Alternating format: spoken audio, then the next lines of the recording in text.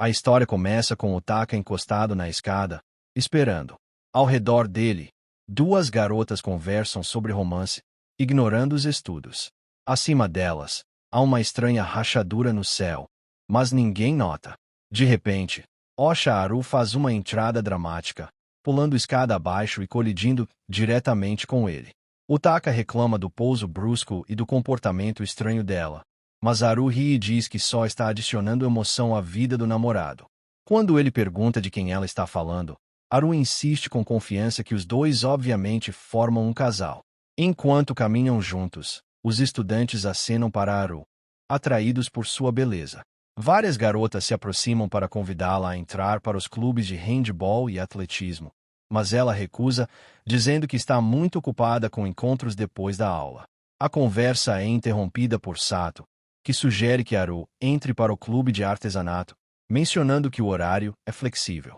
Sato orgulhosamente mostra uma mochila feita à mão com o personagem Romeu e aponta que também fez o chaveiro que Haru está usando.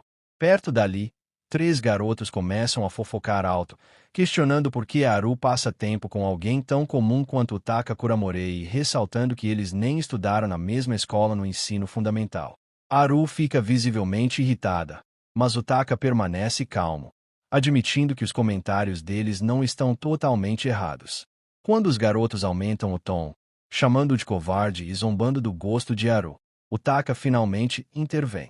Ele os confronta com calma, explicando que Haru é quem está espalhando os boatos de namoro, não ele, e avisa firmemente que, enquanto insultos contra ele são aceitáveis, ele não permitirá que ninguém a desrespeite. Depois de dar o aviso, ele volta para perto das garotas. Sato o provoca, perguntando se ele estava tentando marcar pontos com aquela demonstração. Ignorando o comentário, Haru o abraça forte por trás, de forma carinhosa, e diz a Taka que ele simplesmente é um cara legal. Ele se desculpa e vai pegar uma bebida, deixando Sato e Haru para trás. De pé ao lado da máquina de bebidas, ele suspira, sentindo-se exausto com as multidões que constantemente cercam Haru. Ali perto, ele escuta 2 garotas perguntando a um zelador se ele precisa de ajuda com uma pilha precária de caixas. O homem garante que está bem, mas então vê o Taka e o reconhece como o garoto Kuramorei. Embora o zelador diga que não está com dificuldade, o Taka percebe a situação, com um leve tom de irritação, oferece ajuda. Pegando metade da carga, o Taka caminha com o zelador, que pergunta como está sendo o ensino médio para ele. O Taka admite que certamente não está sendo chato. O homem mais velho ri e comenta que a vida deve ser agitada com Haru por perto. O Taka pergunta diretamente o que o homem realmente quer, desconfiando de que há uma intenção oculta por trás da conversa fiada. O zelador confessa que simplesmente sentiu vontade de conversar e irritar um jovem. Depois de deixarem as caixas, o zelador agradece e observa que o Taka sempre acaba ajudando, independentemente da sua atitude. Antes de se despedirem, o homem dá um conselho.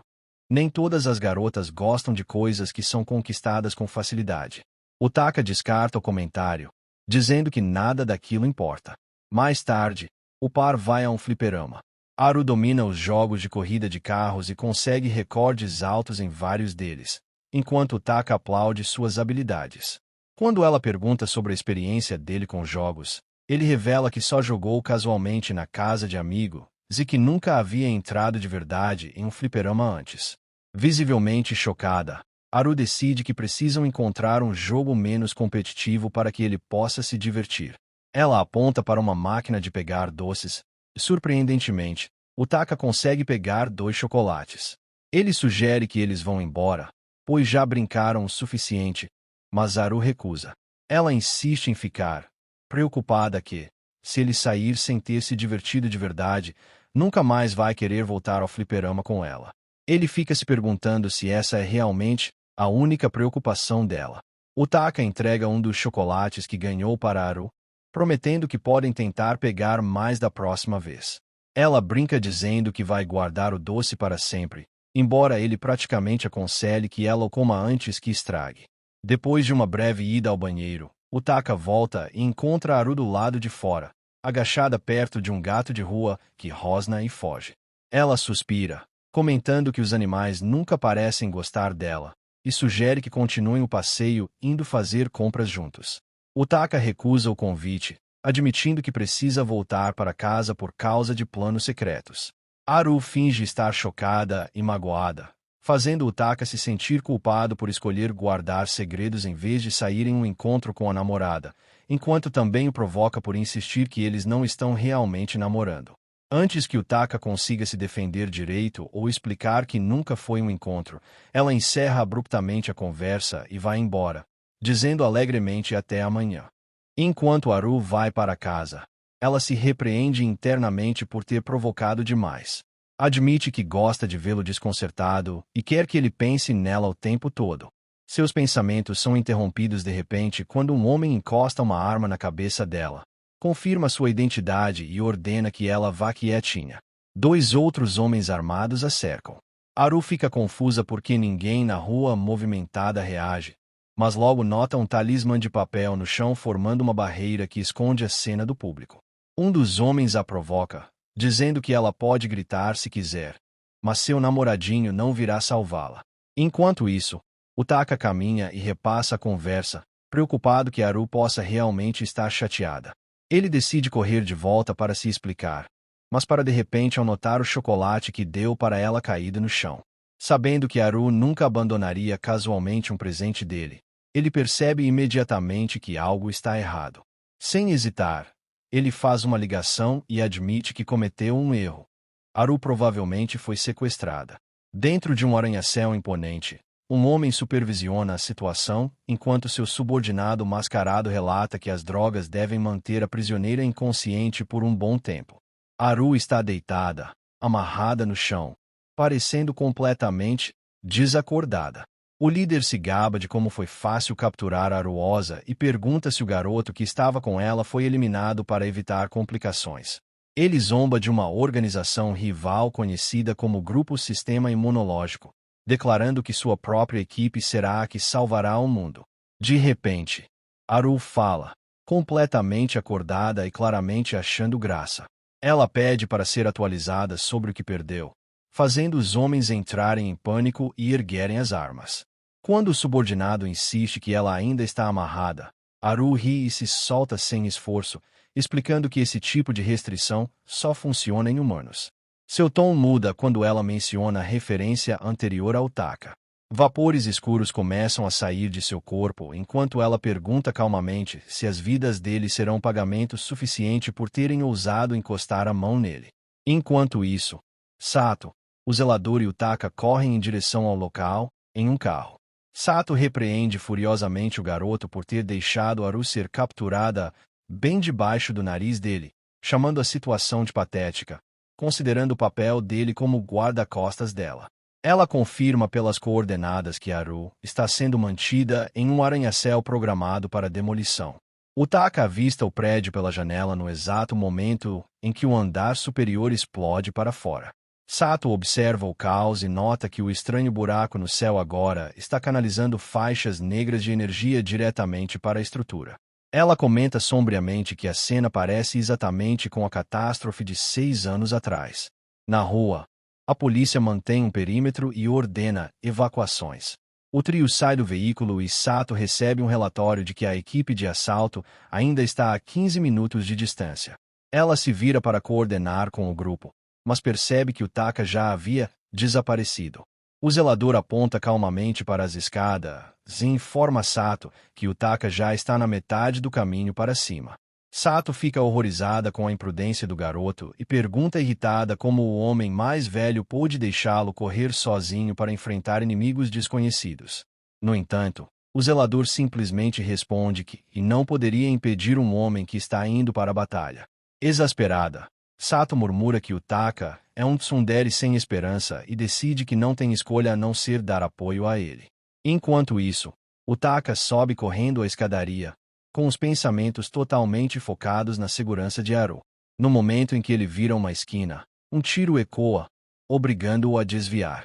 Um guarda armado bloqueia seu caminho, zombando de Utaka por tentar resgatar a namorada e se recusando a deixá-lo passar até que sua missão justa seja concluída. Quando Utaka tenta avançar, o homem dispara outro tiro de aviso, prendendo-o no lugar. Ao ver a persistência de Utaka, o guarda tenta desmoralizá-lo com uma verdade horrível. Ele revela que Haru, na verdade, é um monstro usando pele humana e é a causa direta da catástrofe de 6 anos atrás.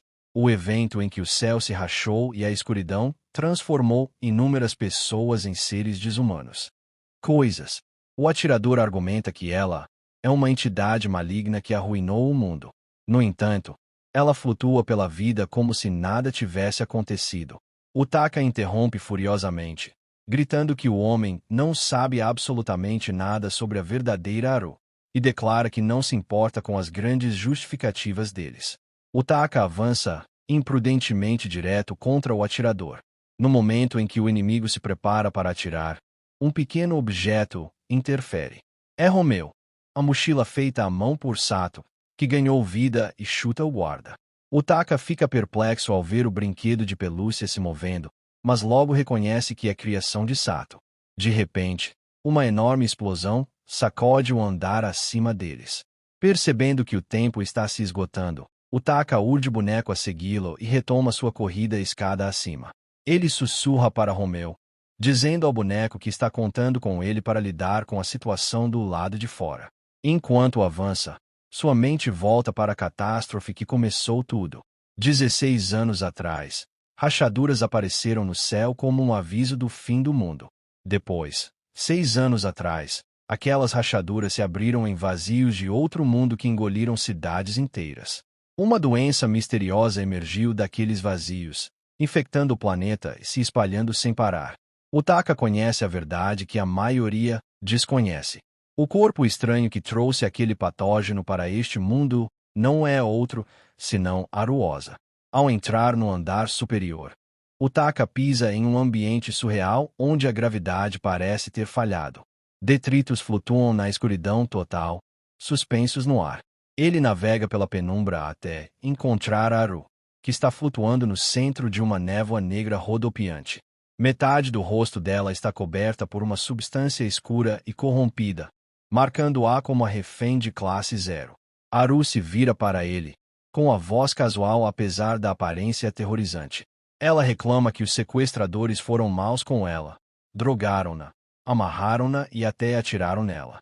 No entanto, sua expressão muda instantaneamente quando nota os ferimentos no rosto de Utaka. Seu olhar fica gelado e a energia negra ao seu redor se intensifica de forma ameaçadora, enquanto ela exige saber quem o machucou, dando a entender que destruirá o prédio inteiro se tiver sido um dos sequestradores. Rapidamente, ele intervém para acalmar a raiva dela. Mente, garantindo que está bem e que seus ferimentos provavelmente foram apenas danos colaterais por ter se envolvido na fúria dela. Haru aceita a explicação e pede desculpas, embora logo mude de assunto e busque elogios. Ela argumenta que, como os homens estavam tentando matá-la, na verdade ela demonstrou grande contenção ao matá-los apenas em legítima defesa. Utaka hesita, mas concorda que ela meio que se conteve, o que a faz abraçá-lo com força e exigir mais elogios. Utaka sente a intensidade das emoções dela nessa forma e a afasta gentilmente, lembrando que a agência do governo chegará a qualquer momento. Haru descarta a ameaça, sugerindo que eles deem um show para eles, mas Utaka recusa. Em vez disso, Haru olha para a destruição e comenta sobre a beleza surreal da vista, perguntando-se se o verdadeiro fim do mundo vai parecer algo parecido. Utaka fica ao lado dela, admitindo que acha a vista estranhamente calmante. Lembrando de sua promessa, ele tira um chocolate do bolso e entrega a ela. Haru imediatamente nota que não é o de amêndoas que ela deixou cair antes, mas Utaka diz firmemente que ela não vai receber o que caiu no chão. Comer o doce visivelmente acalma Haru, fazendo a sombra negra ameaçadora recuar de volta para a rachadura no céu. Haru retorna à sua aparência humana normal, bem quando Sato chega ao local, gritando o nome dela. Ao mesmo tempo, guardas da agência invadem a área e detêm os sequestradores sobreviventes. Sato verifica ansiosamente se ela está ferida e insiste em um exame médico preventivo, para a grande irritação da garota. Depois, Sato senta na frente de Romeu, a mochila viva, e agradece ao boneco pelo trabalho duro. Ela observa que só conseguiram localizar os dois rastreando Chunky, o chaveiro preso na bolsa de Haru. Virando sua atenção para Otaka, Sato o repreende por ter corrido imprudentemente para uma situação de refém, provocando-o e perguntando se foi o poder do amor. Ele nega a ideia romântica, explicando que simplesmente se sentiu responsável pela segurança dela.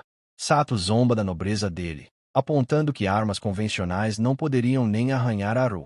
Ela suspeita que a garota provavelmente se deixou sequestrar só para chamar a atenção dele. Enquanto isso, o zelador pede ajuda enquanto os guardas levam os prisioneiros embora. O líder dos sequestradores murmura uma sombria constatação. A agência não matou Aruosa, não por medo, mas porque é impossível. Ele começa a delirar sobre a humanidade vivendo em medo perpétuo do apocalipse. Mas Sato o interrompe. Ela rebate que foi ele quem colocou a cidade em perigo desnecessário, enquanto a agência pesquisa ativamente maneiras de desintoxicar Haru. Uma vez que a área está segura, o zelador provoca Sato, perguntando se ela está se sentindo solitária agora que Haru foi roubada por um namorado. Sato nega veementemente a acusação, esclarecendo que simplesmente está preocupada em confiar o destino do mundo a alguém como ele. Eventualmente, Haru termina o exame médico e se junta novamente a Otaka. No caminho para casa, ela pede desculpas por ter estragado os planos que ele mencionou antes. Ele descarta a preocupação dela, revelando que seus planos secretos eram na verdade frequentar um treinamento de guarda-costas para protegê-la melhor. Haru fica empolgada com a revelação e expressa o desejo de ver o lado mais forte dele. No entanto, Otaka reconhece internamente a dura verdade. Ele não é um guarda-costas no sentido tradicional. Seu verdadeiro trabalho é manter Haru de bom humor, pois um único mau humor dela poderia extinguir a humanidade em um piscar de olhos. Seu papel é afastar o apocalipse, mantendo-a calma. Haru, alheia ao monólogo interno dele, o provoca por estar corando e segura sua mão. Ela diz que, se ele quer proteger o mundo, tudo o que precisa fazer é fazê-la feliz. Olhando para ela, Otaka admite para si mesmo que na verdade, não se importa em salvar o mundo. Apesar de ser a inimiga da humanidade, sua namorada é incrivelmente fofa. No dia seguinte, na escola, uma professora chama Aruosa para a sala de orientação. Haru visível se encolhe, insistindo que não fez nada de errado, mas a educadora aponta para sua roupa. Ela está usando uma camisa preta e uma gravata fora do regulamento, uma clara violação do código de uniforme. Haru argumenta que fica melhor assim, mas a professora descarta a desculpa, levando-a para uma bronca enquanto manda Otaka seguir seu caminho. Enquanto Otaka sai, outros alunos do sexo masculino o cercam, exigindo saber se ele realmente está namorando com Osa. Quando ele responde de forma evasiva que é só o que ela diz às pessoas, os garotos gemem de ciúme. Eles o alertam que Haru pode ter qualquer cara que quiser. Se ela o achar chato por um segundo sequer, o relacionamento deles vai acabar. Ele finge estar preocupado, mas internamente ri do aviso, pensando que a chance de Haru perder o interesse nele é praticamente impossível, dada a intensa apego dela. Mais tarde, Otaka espera do lado de fora da casa de Haru. Dentro, ela procura freneticamente pelo celular antes de correr para encontrá-lo. Otaka fica momentaneamente atordoado com a aparência dela, mas se distrai ao notar uma figura o encarando de dentro da casa. Ele tenta dizer olá, mas a garota imediatamente bate a porta. Haru chama casualmente pela irmã Rui, lembrando-a de trancar a casa. Enquanto caminham, Otaka pergunta se Rui o odeia. Haru ri, descrevendo a irmã como uma doente e recordando como foi hilária a reação de Rui quando ela soube do namorado. Otaka fica surpreso que ela fale dele em casa, mas guarda os pensamentos para si. Internamente, ele acha anticlimático como a família dela parece normal, suspeitando que eles não fazem ideia do que Haru realmente é. Sua mente volta para o início, 6 anos atrás. A escuridão jorrou de um buraco no céu, criando um inferno na terra e engolindo um raio de 2 quilômetros ao redor de uma escola primária específica. Consequentemente, o governo estabeleceu o Sistema Imunológico Universal para lidar com os corpos estranhos que causam essas anomalias globais. Eventualmente, o casal chega a um prédio seguro. Enquanto Haru passa tranquilamente, os seguranças submetem Otaka a uma verificação minuciosa. Ela reclama que ele já deveria passar pelo reconhecimento facial a essa altura, mas Utaka nota que não recebe tratamento VIP. Ele observa a postura rígida do guarda. Percebe que eles estão apavorados. Ofender Haru sem cuidado poderia desencadear uma emergência global. Utaka entende que uma revista corporal é inútil para Haru, porque armas como facas ou bombas não mudariam seu nível de ameaça. Ela é o corpo estranho que invadiu o mundo e fez o céu rachar. Ela é a raiz viva da crise global. Em seguida, o par chega ao laboratório número 2, onde Haru cumprimenta alegremente a professora Kyoko. A professora sorri radiante, elogiando a aparência fofa de Haru, enquanto lança um olhar fulminante para Utaka. Haru se deleita com os elogios, ansiosa para terminar logo o exame médico para poderem ir ao encontro. Utaka esclarece que é só um filme, mas Haru insiste que conta como um encontro. Kyoko provoca Utaka pela resposta pouco máscula, avisando que ela acompanha Haru desde o ensino fundamental e não o perdoará se ele a fizer chorar. No momento em que Utaka se prepara para entregar a papelada, um alarme de emergência soa pelos alto-falantes. Um espaço anormal, descrito como uma metástase do tumor, foi detectado na cidade Kajibar. Esses tumores são espaços infernais que surgiram pela primeira vez há 6 anos. Embora os originais tenham sido contidos dentro de paredes, versões menores continuam aparecendo pelo mundo. Consequentemente, Kyoko pede desculpas, explicando que precisa sair imediatamente para coletar amostras do local, pois os membros da equipe estão escassos. Mais tarde, em um restaurante, Haru reclama que a ida ao quartel-general foi uma perda de tempo. Utaka pergunta se ela poderia remover o tumor sozinha, mas ela nega. Explica que não tem a habilidade necessária, embora afirme que poderia facilmente lidar com um monstro gigante se um aparecesse para lutar. De repente, o celular de Utaka vibra com uma mensagem de Sato. Ela informa que a equipe de segurança habitual foi realocada para a área do tumor. Então ela será quem vai monitorá-los. Haru demonstra compreensão pela carga de trabalho de Sato, enquanto brinca distraidamente com Chunky, o chaveiro que Sato lhe deu. Percebendo que Sato está escutando através do dispositivo, Utaka digita um rápido reconhecimento. Ele se pergunta se a vigilância constante incomoda a namorada, mas Haru admite que já se acostumou nos últimos 6 anos. No entanto, ela checa o celular e descobre uma má notícia. O cinema que planejavam visitar foi temporariamente fechado por estar próximo do novo tumor. Utaka checa o próprio celular e confirma a má notícia. Os outros cinemas estão inacessíveis porque o transporte público foi suspenso. Haru suspira e decide relaxar com uma sobremesa, mas o garçom informa com pesar que tudo está esgotado. Visivelmente chateada, ela se levanta para pegar outra bebida.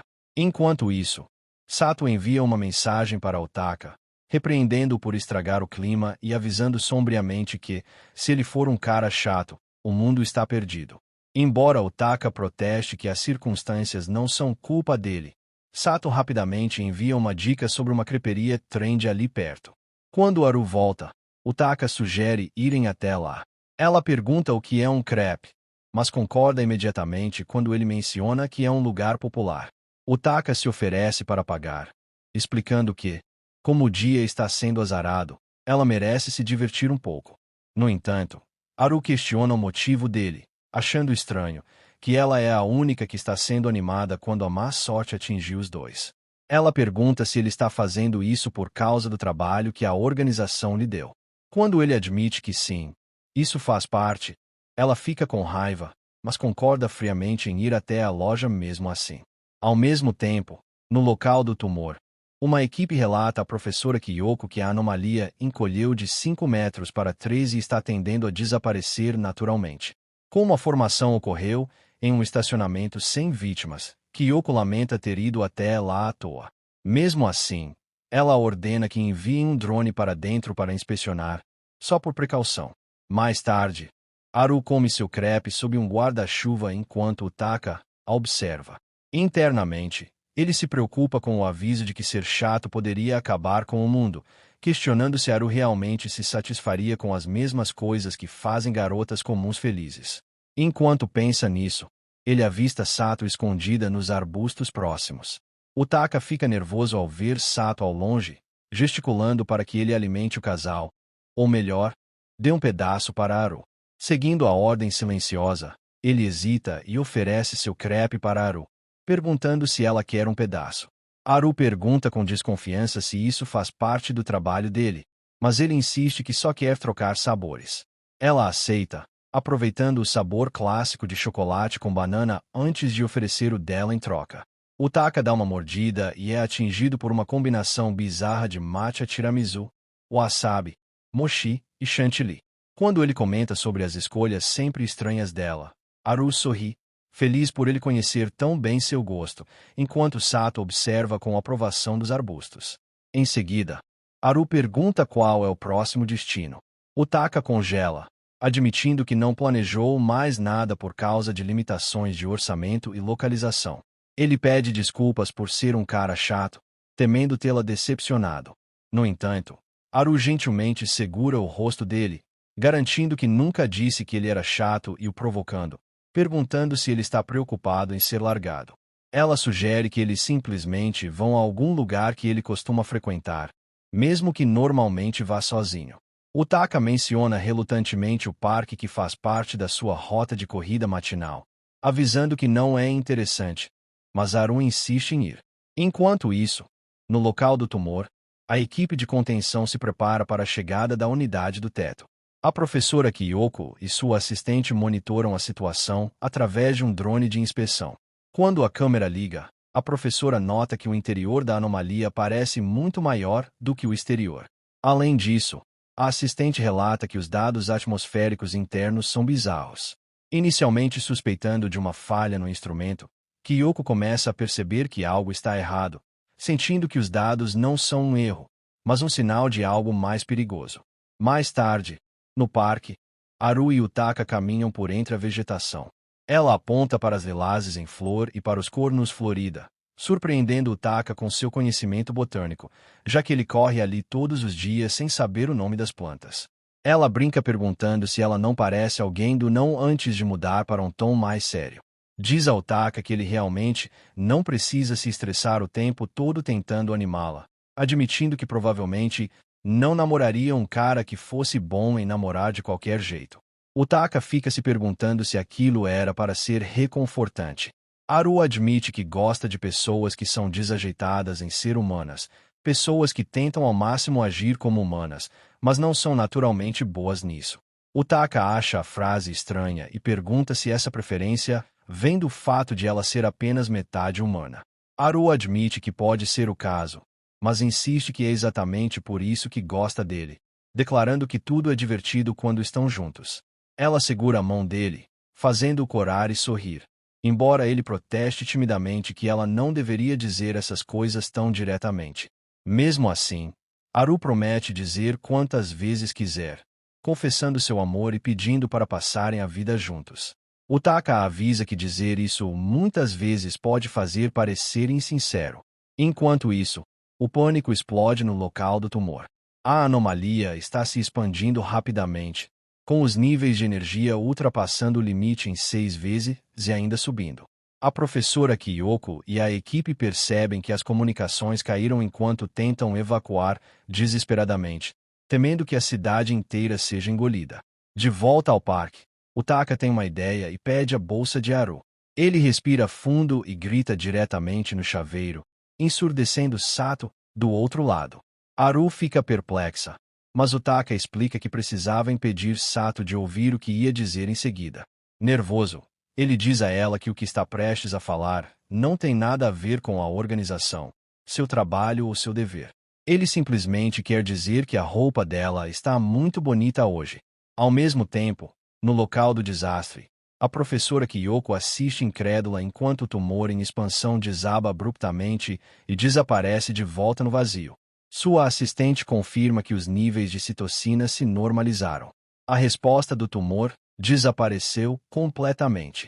A equipe fica perplexa com o desaparecimento repentino e inesperado, perguntando-se se era apenas uma característica única dessa anomalia específica.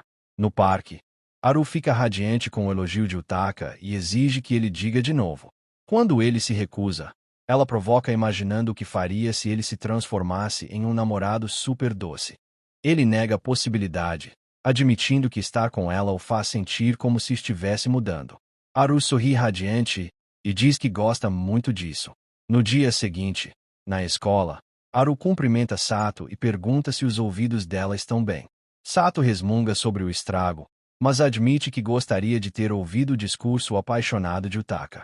Haru então agradece Sato pela recomendação do crepe, fazendo tanto Utaka quanto Sato congelarem. Percebendo que Haru sabia o tempo todo que Sato havia sugerido o local do encontro, Sato conecta internamente o timing do elogio ao desaparecimento do tumor, preocupando-se com a ligação precária entre o romance de Utaka e o destino do mundo. Utaka caminha para casa carregando uma sacola de compras cheia de itens essenciais, como papel higiênico e detergente, pensando que suas tarefas do dia estão concluídas. No entanto, sua rotina é interrompida quando ele nota uma comoção mais à frente. Uma multidão se reuniu ao redor de um cachorro imóvel, enquanto sua jovem dona tenta desesperadamente acordá-lo. Os espectadores sussurram com medo, suspeitando que o animal esteja infectado por um corpo estranho. Ainda assim, ninguém sabe se deve chamar a polícia ou o sistema imunológico. Vendo o perigo, Utaka corre para a frente e puxa a garota para longe no exato momento em que vapores negros explodem do animal.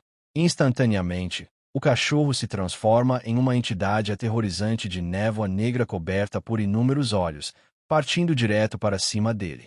Utaka percebe que está em uma situação ruim, mas de repente um estranho sai da multidão. Ela entoa um feitiço sobre um talismã de papel e o apresenta à criatura, fazendo com que a névoa negra seja consumida pelo papel. Assim que o cachorro volta ao normal, a dona o abraça agradecida enquanto a multidão comemora o desaparecimento do corpo estranho. A misteriosa salvadora verifica se Utaka está ileso. Enquanto caminham, ela comenta que o cachorro havia sido simplesmente possuído por um Oni e não pretendia causar mal. Inesperadamente, ela se aproxima e cheira Utaka, recuando ao detectar o cheiro persistente de um Oni muito mais poderoso, um que ele fica ao lado todos os dias. Antes que ele possa explicar, um guarda-costas aparece, chamando a garota de Hiroki Ojo, Lady Arooi. Arooi tranquiliza sua guarda dizendo que está bem. Depois se vira para Utaka e declara enigmaticamente que eles se encontrarão novamente antes de partir. No dia seguinte, na escola, Haru, Utaka e Sato discutem o incidente. Enquanto pintam, Haru expressa ciúmes da garota bonita usuária de habilidade, insistindo para que Utaka admita quem é mais fofa.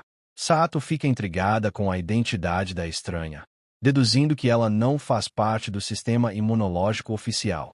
Ela explica que, embora o atual surto de anomalias esteja ligado a Haru, corpos estranhos existem desde os tempos antigos. Por isso, há muitos exorcistas freelancers e usuários de habilidades fora da folha de pagamento do governo. Haru repreende Utaka por ignorá-la, enquanto caminham para casa depois da aula.